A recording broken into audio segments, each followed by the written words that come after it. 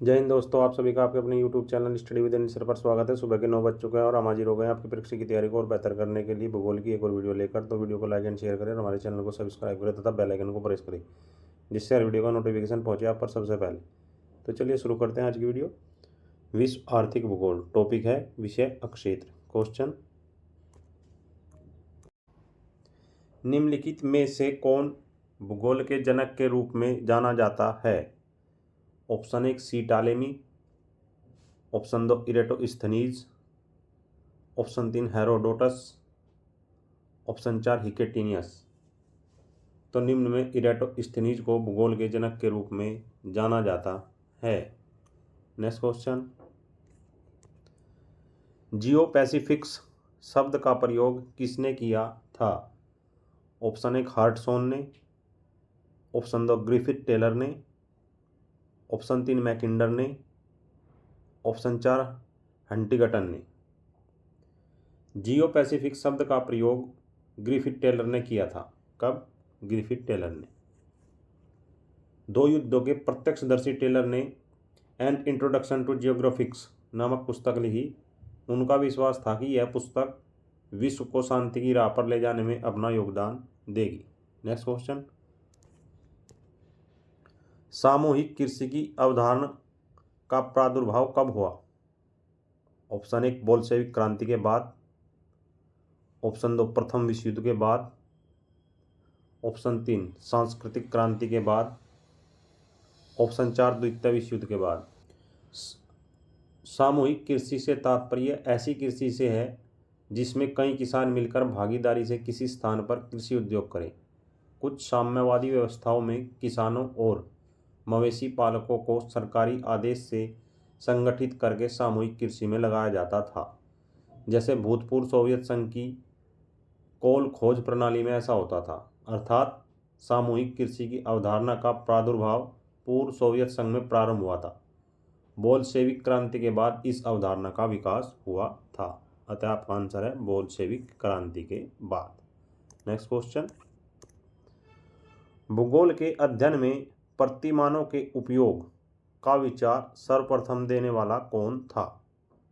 Option 1 S Thomas Kuhn, option 2 Peter Haggett, option 3 Richard Chorley, option 4 BJL berry.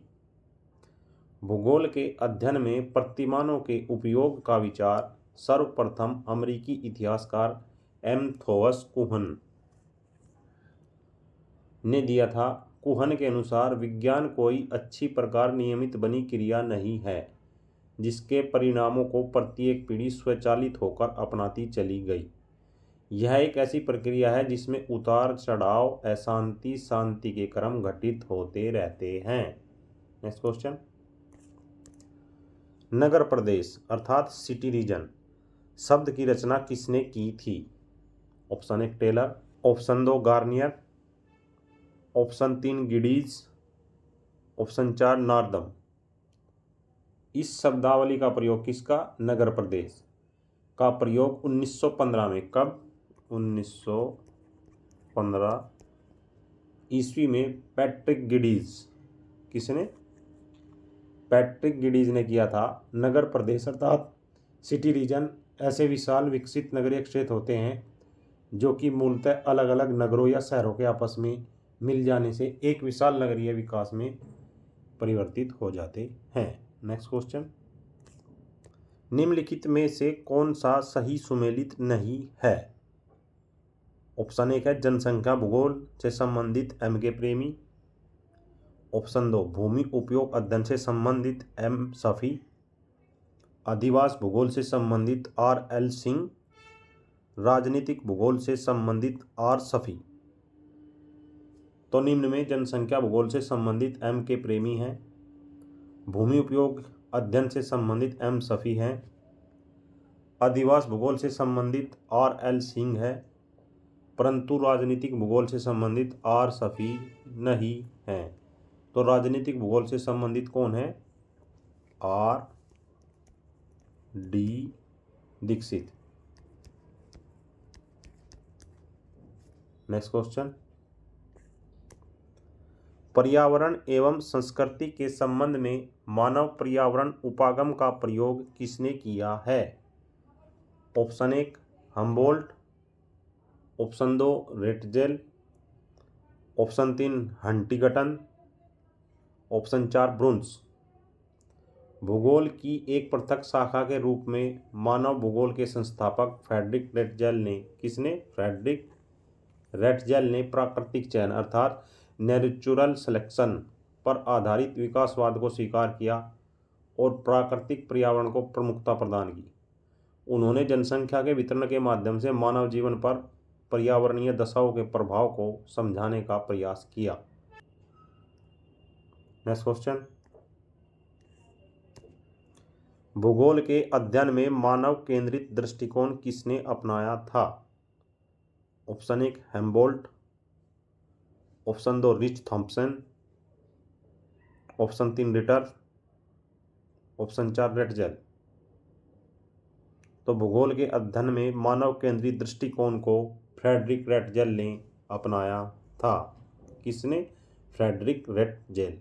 Next question, Great Britain का प्रथम भू उपयोग सर्वेक्षण किसने किया था? Option 1 Dudley Stamp, option 2 Hettner, option 3 Peter Haggett, option 4 Alice Coleman. Great Britain का प्रथम भू उपयोग सर्वेक्षण वर्ष 1930 कब? 1930 ईस्वी में डडले स्टैम्प महोदय ने करवाया था। नेक्स्ट क्वेश्चन, क्षेत्रीय विभेदन की संकल्पना को अन्य क्या भी कहा जाता है या अन्य किस नाम से पुकारा जाता है? ऑप्शन 1 अपवादवाद, ऑप्शन 2 जीव भू विस्तार, ऑप्शन 3 क्रमबद्ध भूगोल, ऑप्शन 4 प्रादेशिकतावाद। क्षेत्रीय विभेदन की संकल्पना को जीव भू विस्तार अर्थात कोरोलॉजी भी कहा जाता है। हॉटसॉन ने यह मत प्रकट किया कि पृथ्वी के विभिन्न भागों में प्रदेश या क्षेत्र अलग अलग भौगोलिक चरित्र में विकसित हैं। कोरोलॉजी क्षेत्रीय विज्ञान है और भूगोल के द्वैतवादी सोच पर आधारित नहीं है। इसी विज्ञान पर हॉटसॉन की क्षेत्रीय विभिन्नता की संकल्पना आधारित है। नेक्स्ट क्वेश्चन, निम्नलिखित में से कौन सा भूगोल का विषय अक्षेत्र है? ऑप्शन 1 अवस्थिति, ऑप्शन 2 मानव पर्यावरण अंतर संबंध, ऑप्शन 3 प्रादेशिक विश्लेषण, ऑप्शन 4 उपयुक्त सभी। भूगोल एक क्षेत्र विवरण विज्ञान है जिसमें अवस्थिति, पर्यावरण, मानव अंतर संबंध, प्रादेशिक विश्लेषण का अध्ययन तथा उनकी विभिन्नताओं तथा स्थानिक संबंधों का विश्लेषण किया जाता है। अतः आपका आंसर है उपयुक्त सभी अर्थात तीनों भूगोल का विषय क्षेत्र में आते हैं। नेक्स्ट क्वेश्चन, निम्नलिखित युग्मों में से कौन सही सुमेलित नहीं है? एक तरफ है प्राचीन काल के योगदान, दूसरी तरफ है भौगोलिक अध्ययन का मुख्य विषय। तो हेरोडोटस भूगोल को इतिहास की तरह मानना चाहिए, इससे संबंधित है। टालेमी संबंधित है मानचित्र बनाने की कला से। अल्बरूस संबंधित है गणितीय, भौतिक एवं क्षेत्रीय भूगोल से। या फिर ऑप्शन 4 उपरोक्त में से कोई नहीं। तो उपरोक्त में हेरोडोटस भूगोल को इतिहास की तरह मानना चाहिए से संबंधित है। टालेमी मानचित्र बनाने की कला से संबंधित है। अल्बरूनी गणितीय, भौतिक एवं क्षेत्रीय भूगोल से संबंधित है। अतः आपका आंसर है उपरोक्त में से कोई भी विकल्प गलत सुमेलित नहीं है, सभी सही सुमेलित हैं। नेक्स्ट क्वेश्चन, निम्नलिखित युग्मों में से कौन सही सुमेलित नहीं है? सूची 1 और सूची 2। क्वेश्चन 1 है नव निश्चयवाद से संबंधित है टायलर या ग्रिफिथ टेलर।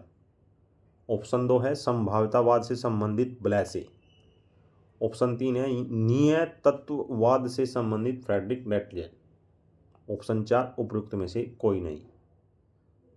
तो निम्न युग्म में नव निश्चयवाद से संबंधित टायलर या ग्रिफिथ टेलर हैं, संभाव्यतावाद से संबंधित ब्लैसे हैं, नियत तत्ववाद से संबंधित फ्रेडरिक रेटजेल है। अर्थात उपयुक्त में से कोई भी गलत सुमेलित नहीं है। नेक्स्ट क्वेश्चन, निम्नलिखित युग्मों में से कौन सही सुमेलित नहीं है? एक तरफ है भारतीय भूगोलवेत्ता, दूसरी तरफ है भौगोलिक शोध का क्षेत्र, अर्थात उन भारतीय भूगोलवेत्ताओं के भौगोलिक शोध का क्षेत्र कौन सा रहा है? ऑप्शन एक है एम सफी का क्षेत्र कृषि भूगोल, ऑप्शन दो है आर.डी. दीक्षित का भौगोलिक शोध का क्षेत्र राजनीतिक भूगोल, ऑप्शन तीन जी.एस. घोषल का भौगोलिक शोध का क्षेत्र जनसंख्या भूगोल, ऑप्शन चार आर.एल. सिंह का भौगोलिक शोध का क्षेत्र जीव भूगोल। तो उपरोक्त में एम सफी का भौगोलिक शोध का क्षेत्र कृषि भूगोल है, आर.डी. दीक्षित का राजनीतिक भूगोल है, जी.एस. घोषल का जनसंख्या भूगोल है, परंतु आर.एल. सिंह का जीव भूगोल नहीं है। तो आर.एल. सिंह का कौन सा है? इनका है क्षेत्रीय भूगोल। कौन सा? क्षेत्रीय भूगोल। नेक्स्ट क्वेश्चन, निम्न में से किसके प्रयासों से भूगोल का आधुनिक काल आरंभ हुआ? ऑप्शन एक टालेमी, ऑप्शन दो स्ट्रैबो, ऑप्शन तीन डेटेजेल, ऑप्शन चार हम्बोल्ट। हम्बोल्ट के प्रयासों से भूगोल का आधुनिक काल आरंभ हुआ, अतः आपका आंसर है हम्बोल्ट। तो दोस्तों ये थी आज की video. I hope this video will very help to preparation your examination. So friends comments box में कमेंट जरूर करें। जय हिंद, जय भारत।